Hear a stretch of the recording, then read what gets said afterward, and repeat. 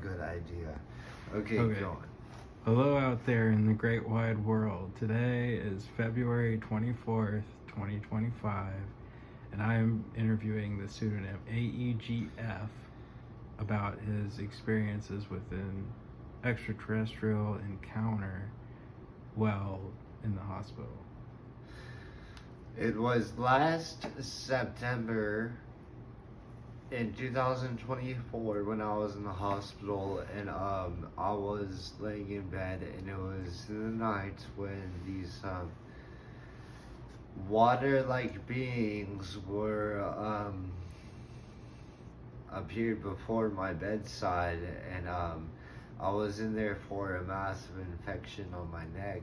And by the way, during this time they had patted me down on my body, and I completely trusted them, and they had lodged an alien technology in my brain. So yeah. Okay, what did the aliens look like when they visited your bedside? They were, they looked like the substance of water, as if, like, you could see through them, but they weren't technically see through, like, air. They had, ripples on them. They were clear, and, So they were translucent yeah. to some extent. Okay. But let's see, when did I come home from the hospital? It was after that. They had, was that after or before? I'm trying to think. Around the same time, they had performed a sexual experiment on me where they put a tube in my thingamajig and put computers down there, and that was a chit chat to the UFO report sightings, thinking I already knew they knew already what was going on. Okay, so it sounds like they planted some sort of version of TikTok on your dick doc, but that's how they kind of knew in advance what was going on. Okay, let's talk about this. Was there a lot of people report some kind of like a presence or a feel of omniscience when they're near an extraterrestrial being? I mean, most people have had that dream, right, where they've been visited by an extraterrestrial being. What was their overall vibe? Were they trying to help you, or were they trying to hurt you? It was, I didn't know what was going on, and since I trusted them, I didn't trust them after. So like, they put a tube in my thing. It's like, oh, this doesn't hurt. So like, they planted a computer in my right, like, ball, and I was like, oh shit, like, I don't know what's going on. So I turned over, and they made me pass out, and they put one in my left one, and yeah, that's the sexual experiment they did on me, which I remember hearing accounts of 1970s, 1970s, when a female had sexual experiments on her by UFO encounters, where they came to her bedside and had done this sexual experiment, because that's what they called it. Right. Yeah. Okay. So Telepathically. And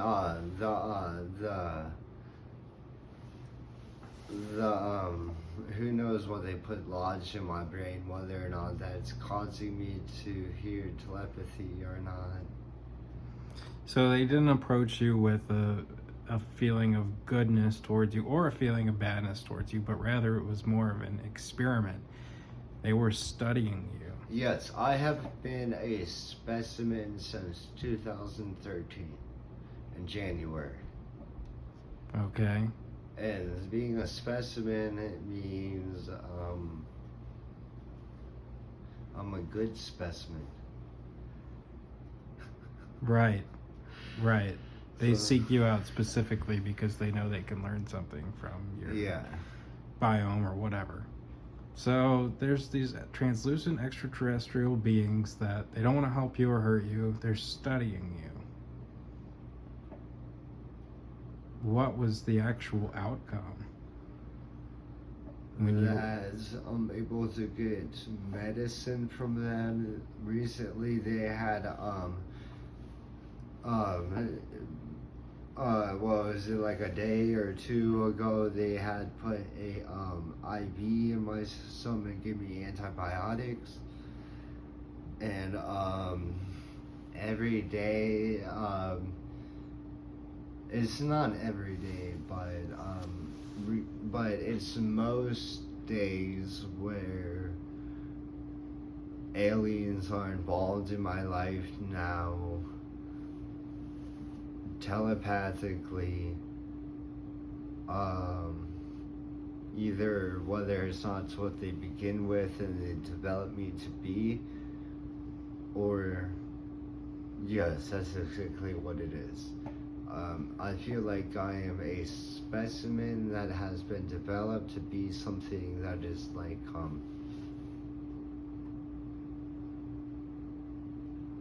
a phenomena. Okay, a phenomena. So yeah. So a lot of this is happening telepathically. I mean, you can sense it. You can kind of almost hear it in your side of your brain. It's not necessarily happening in the physical realm right in front of us, but it's been a consistent thing that's been happening throughout your life at this point. Yeah. And since September. As we know, the common story, you had experiences with aliens before you ever knew what they were. That's exactly the common story that a lot of people always mention is, they had a dream like that before they even knew what aliens were when they were a kid. So yeah, that's right, I did.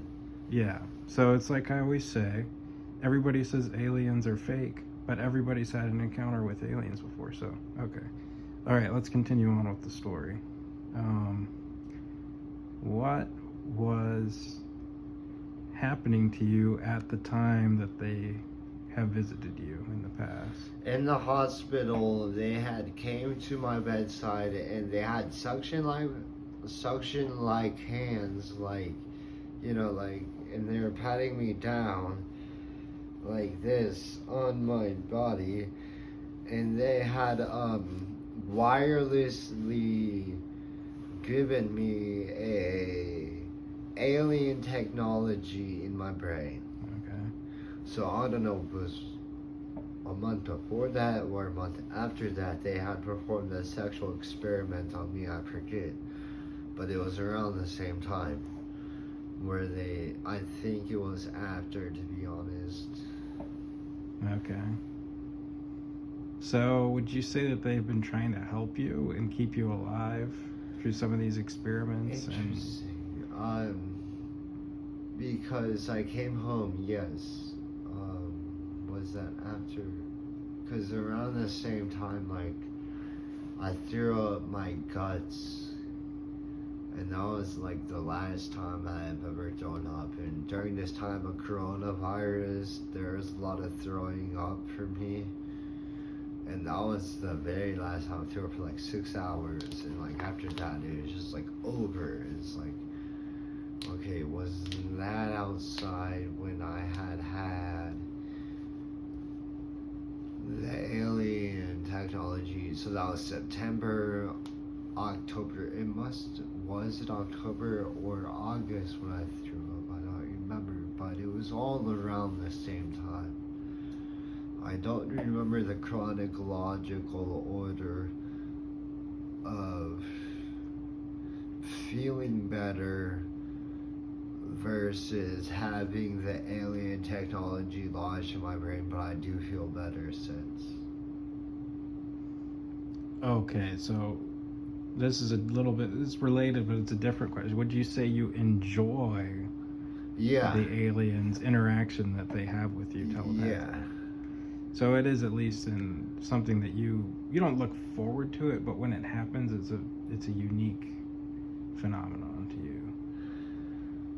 It's like because a star being burst or something. It was because or seeing the birth of God or something like that. There's a lot of skepticism whether or not the telepathy is real versus when. Of course there is. But around the same after I went to the hospital and had this happen, I'm pretty sure it was after the CIA had hypnotized me telepathically. Yeah, it was after, because my wife went with me to my doctor's appointment after that when I told her. So my wife was still alive. She had passed away February 2nd. So it was in between the end of September and the beginning of February where the CIA had hypnotized me, telling me they knew I was telepathic. They wanted to know what I saw, which was UFOs. They got into my mind, and like, I'm not ready for that one. So that's in episode 2, I would say. In episode 2 of this video production, because that's about a 2013 UFO experience I had in 2013. Right. Let's all keep. This has been ongoing for many years, over decades at this point. So, but would you say it's fair to say that the the CIA has been able to harness some of the extraterrestrial technology to communicate with you telepathically and ask more about this strange phenomenon? That has to be it. That has to be part of it, right? So the government's onto this. Yeah, they have already harnessed some of the alien technology. And they're working with them. Yeah. They're working with them in a cooperative And they don't want to chit-chat with people like me. No, they don't want to hear my story. We already discussed that in very rarely do they want to acknowledge the fact that this is going on. Yeah, I had been on the phone with somebody about an hour ago trying to explain to him that these guys came in here and like my hospital wing and give me alien technology, and they said, no, we don't want to chit-chat. Do you want it in writing form is what they said. So I said yes. So they said go to UFO Center Report, UFOReportCenter.com or something like that. And I went there and I was like, what does this have to do with extraterrestrial encounters? What does this have to do? Nothing. This is not a UFO I saw. This is people,